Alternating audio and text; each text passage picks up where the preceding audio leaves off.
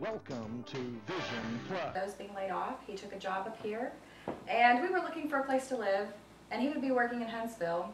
And we looked all around Huntsville. We looked all the surrounding area, and we kept coming back to this little house on that mountain that was 35 miles from his work, 35 miles from the church that we had started going to, and but we just, out of a lot of prayer, felt like that's where God wanted us, and didn't know why.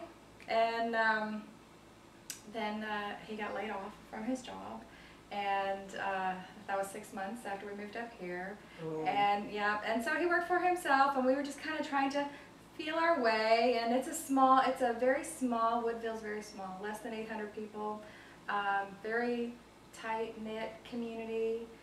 We were outsiders, kind of hard to break into that, and still didn't know.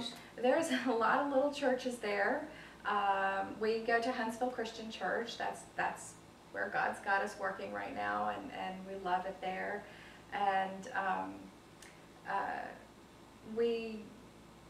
my husband was doing some work for himself. He works on big boats, and then he got a job offer out in Texas. So last summer, we went out there, and what part of Texas? Around Lake Texoma, and so the northern part. And, and so we went out there. He was out there before us, and then the kids and I went out there, and we just God had always provided for us, but we kind of got into the position. We knew the winter was coming, the work was not going to be there, got scared, took that job offer, and we realized that's not what God had planned for us. And we couldn't bring ourselves to put our house on the market out here, even though that would have helped out financially a lot. But decided that, this is where we needed to be, and came back here. Now my husband's driving a truck, and we got back here, and shortly after that, God just kind of revealed to us that through some connections that we had made, that that's where he wanted us. And we started doing some work at the Manna House, and got hooked up with someone else. Rock Family Worship Center had started that. Yes, and there's a lot of churches and businesses that are involved in that. It's a wonderful, wonderful organization. Yes, it is. And Fran that runs that is just amazing. But through someone we met that was trying to run a food pantry down there in Woodville, but kind of hard to do it all, we partnered with her, and get people from our church. Some of them donate some food and are able to help, and once a week we have some families that come, and we pack in boxes of groceries and send them home. And sometimes we'll put gas in somebody's car so they can go to a job interview, or clothes for kids. My ministry, my personal ministry, is Mountain Mission. I like that. Because we're out here on the mountain. I'm almost sad you left Texoma, because my parents always went there every year to go fishing with his. He had 5 or 6, 7, 8 brothers and sisters, and that's where they would meet and fish. And so one time my son and I went, and a tornado came, and we're out in the boat out by ourselves. But we got back to the house and stayed in the bathtub. Oh, safe. Yeah, the tornadoes come through there quite a bit. Not as much as here, although we do have some here too. Yeah, true that we do. But so you came back, and and so your ministry, you actually joined hands with some other ministries. Well, I've joined hands with a woman out there, and then a Manna House here, and my church, Huntsville Christian Church. We have a joy group there, and just older youth. They are wonderful, and they have decided to help us out, and they donate some canned goods to us and stuff, which is very wonderful. I mean, you really don't realize, just being at the store when you're doing grocery shopping and you pick up 1 or 2 extra cans, how much that will help somebody else. Right, because I mean, we've gone. I've been to deliver food to someone, and all they had in their house was 1 can of vegetables for their whole family, and didn't know how they were going to feed the family. And so that's a whole God timing thing, and you just don't know. You don't know the big picture. And I'm sad that we send so many things out of the country when there's people right here, Right. both in NA and LA, that need help from not only the state of Alabama, but other states. But I'm hoping what you're doing, that other people will pick that up and do that in other areas too. Yeah, well, that would be wonderful. I mean, I spent a few years in the summers going to Haiti, and you know, my father would always say, "Well, there's plenty of people here in this country who need help," and you know, I knew that, but that I didn't feel was my calling at that time. But the things that I did in Haiti and preparing for that, I think have prepared me for what I'm doing now, if that makes sense. Of course, Tonya. I think it does. When in the Manor House right after Katrina, there were 17 of us that went down. Actually, they put us in different places, Gulfports, where they sent me, and we took food, vans, many vans full of food, but people donated them to the Manor House, so I know how important it was. I remember as people came through the lines with their cars, and we'd say, "Well, how much do you need?" And they would say, "Well, there's 16 people living in our house now," because they were one of them that maybe their house wasn't blown away. Thinking about your husband helping with the boats, the big boats. We would see yachts on the side of the hills that they, you know, that were just destroyed. Yeah. And so wherever you go and help with people, it is so needed, and I am so glad you're doing that right here. Right. So you collect clothing and food, And where do you keep all of that? I mean, that is, we moved from big house to little house, and we don't have room for it. And we have a little house, but on our property we also have and there's an old single wide trailer that is really not livable, so it's become storage. And then the town in Woodville has, we used to have a food pantry area in the library, and the library was going to expand, and so the town kind of carved us out of one of their buildings, Really? a little space, which actually gave us a little bit more space. So it was a blessing, you know, in disguise, being kicked out of one place, and then we ended up better off. So that's been really good, and the mayor there has been wonderful. We had in the wintertime that big storm that people were snowed in for days. Yes. And I had only met her once briefly. She called and offered her assistance if we knew anybody that needed help. And I figured, I told her she was on the bottom of the mountain, I was on the top, and between us both we'd be able to take care of things. But that was great to have that support, because you just don't know if people really realize what you're doing. How do you find the people? It's a small community, and everybody kind of knows everybody. And do you keep it confined to the Woodville area? well, we try to do that only because if we open it up, we just don't Where do you have stop? that right, and we don't have the ability. But there are those, you know, we may get a dire phone call that there's just, you know, somebody's house burned down, or there's something, you know, just emergency, and if we're able to take care of that, we do. We've helped people in Gurley, we've helped some families through our church, so but our main focus is Woodville. That's where I feel that our ministry is. I feel God's put us there. That's it right now, unless he shows me something else, you know.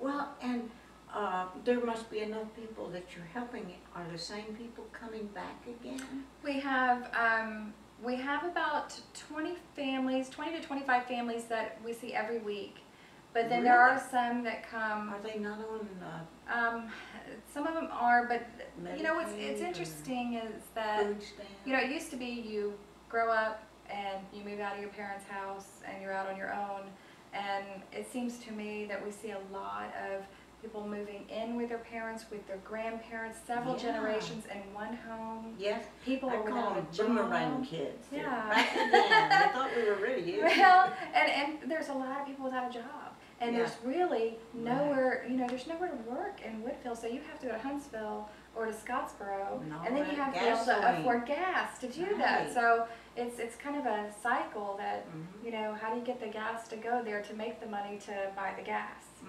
So, you know, we've just been blessed that God has provided us a way to go back and forth. And I've always said that, you know, if He wanted us to do that, He would provide the way, and He has. So, do you have the same people donating every week to you? We Or new people? We have, it's a little bit of both. I mean, some people are just, they regularly will donate, but then every once in a while you have someone that says, you know, you were just on my mind and I wanted to give this to you, and you know, that's an added blessing. Or somebody might call me and say, hey, I have got a high chair and I don't know what to do with it, and I'll be like, oh, you know, I really don't want to get into everything because I just don't have anywhere to store it. But then I'll take it, and then the next day I'll have a family that goes, I really need a high chair, and I just don't know what to do, and I'm like, I have a high chair. So that's one of those God timing things. Oh, yes. So you try to keep it to food and clothing and we do the reading glasses and hygiene stuff, and you know, laundry detergent, which you don't think about. You kind of take that for granted. But I had a woman who said, you know, saw that we had just brought in some laundry detergent, and she said, can I get some of that because I've been doing the laundry with my dish soap. And you don't think about that. No. You know, I mean, it's something so little that we take for granted. So we're trying to be more aware. First aid supplies, razors, things like that. Those are big things. What do you think caused you to get this? What's your childhood like that you decided to do ministry? Where did you grow up? I grew up in Florida. Yeah, I grew up in Merritt Island. Merritt Island, the space shuttle. Oh yes, yes. And you know, I didn't grow up poor. I didn't grow up rich. You know, but I never wanted for anything. My parents, very loving, and Mom took us to church all the time. Raised in the church. Sounds like our story. And you know, I always thought about missionaries and what they were doing and mission work, and I always thought, you know, I can't do that. I have no special skills. I'm not a nurse. I'm not a doctor. I'm not a teacher. Well, I'm a homeschool teacher, but I'm not a certified teacher. I don't know all these other languages. I can't be a missionary. And taking a Bible college class, there is a professor who I just love dearly, and he really encouraged me. I talked to him one day about that, and he encouraged me, you know, that I have things, I just don't realize it, just loving on someone. And so then the opportunity came up to go to Haiti, and so it was a total foreign experience. I'd never done anything like that. Well, how did that come about? Was it with the church? Our church, our sister church had, the pastor there had decided to go full-time ministry, him and his wife, to Haiti. He had been going for like 15 years.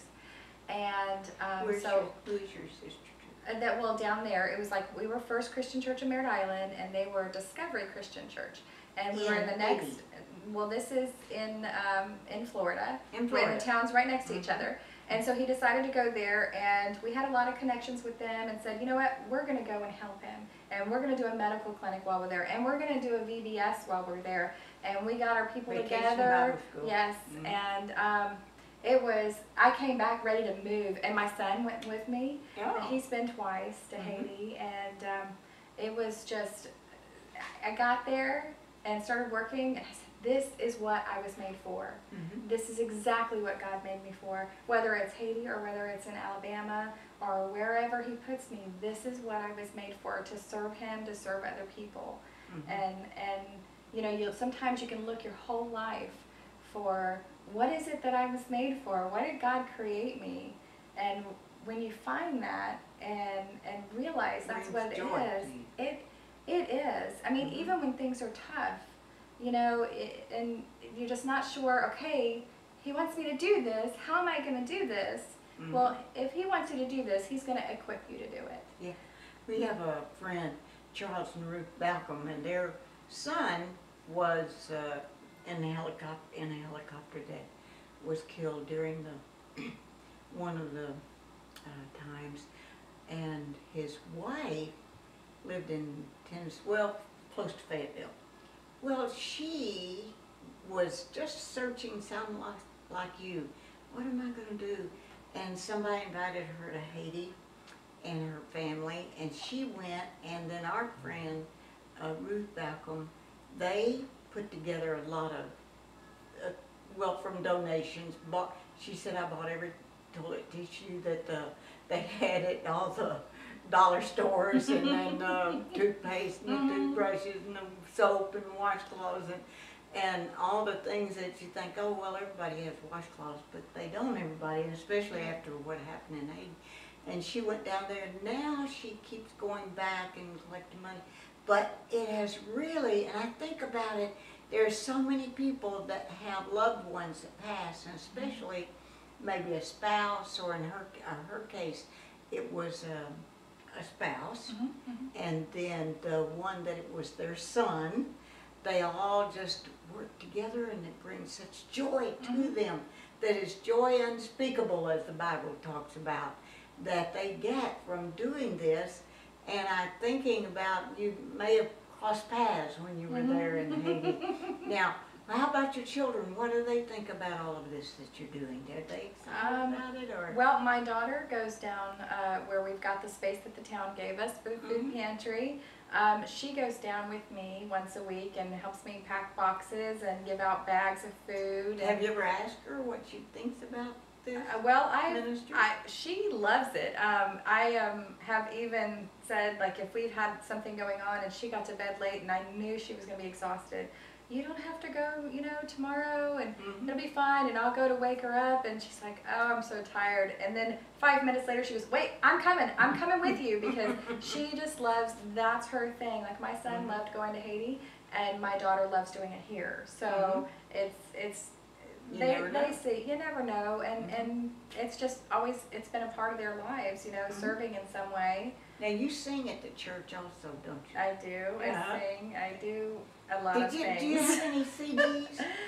No, I don't. Okay, I I remember you singing. I sing, and I. Your son running camera, and I couldn't take my eyes off of him because he seemed to be so good at it. That's when I called you, or I gave him a note. And said, could you help us? And so here he is. Yeah, and that's wonderful, because it's one of the things that he's talked about, a possibility for his future is to be into film stuff. So you know, this is a great opportunity for him. I sing. I do drama. You came to our church for a dinner theater that we had. Several of our people from the church where we go came over there. In fact, I gave a shower for a girl that was baptized there at your place, because our baptistry wasn't working at the time. So they came over there, and she was baptized. That was a wonderful experience. And she's now, her wedding's coming up real soon. So that's, so a lot of people use you guys for help in a lot of ways. Well, you know, and I thought that camp that you guys were doing, that was the last day of a camp. It was so realistic. We had a what great a blessing time it was. We had a great Did you conduct that? Or? I was the director for that. Yes, we were. Your children in there? My daughter was one of the servers, because it was dinner theater, and so she just had, she got to do improv. She didn't have any set lines, and then my son ran the computer stuff with any kind of visual slides and sound effects and things like that. And it was also a fundraiser for his age group. They go to Christ the Youth Conference in the summer. And where is that? This year they're going, it's all over the country, but the week they're going is in Cleveland, Tennessee. And so that's a wonderful place. and it costs quite a bit for them to go for the week, and so how much do they? Well, it's like $350 for them to go, plus any extra spending money, and just for the food and lodging, and fees, and but it's a great experience, and he loves it. It's very intense week with the Lord, and he's shaking his head. Yes, I guess he does. Well, will your daughter be going one of these times? She will. That's for high school. They also have one for middle school, which she just went to, and I went with her. And that was just a couple weekends ago. We went to Atlanta, and that was amazing. And I said, I want to go to the high school one, because I didn't get to go to those when I was growing up, and so I think I'm kind of reliving my childhood there. Well, what's wrong with that? What's wrong with that? If we can enjoy it. I remember my daughter, when she started going to camp, she said they didn't allow, now this is just regular church camp, and they didn't allow the girls and the boys to swim at the same time. Oh. And she thought, what is it about boys that we can't swim with them? I guess later she learned, but anyway. That's funny. And they're both going to camp, and in fact, in the first week of camp is an Alabama Christian Service Camp. It's in around Canton, Alabama. It's just south of Birmingham, about an hour south of Birmingham. And the first week that we'll be going is 4th through 6th grade, and then the next week is junior and senior high. And so they're both going to attend the junior and senior high one, and we're going down to work in the 4th through 6th grade one. So we did that last year. Yeah, and that's a lot of fun. Paragould, Arkansas. That's a lot of fun. So, and they're just used to working, and it's just a part of our lives. And you know, and my prayer is that as they grow up to be adults, that they'll continue on in service to the Lord. And you know. Well, with what you're doing, I'm sure they will. Train up a child when he is old, he will not depart from it. So we got to stand on that, and that they will not be lost, and they'll be in heaven with us. And one thing about my daughter was a Russian interpreter and took 1 million Bibles to the former Soviet Union and the Slavic countries. And she learned it in like 5th grade at a Sunday school class when a missionary came and talked to their group. And that was the time she decided she wanted to be a missionary.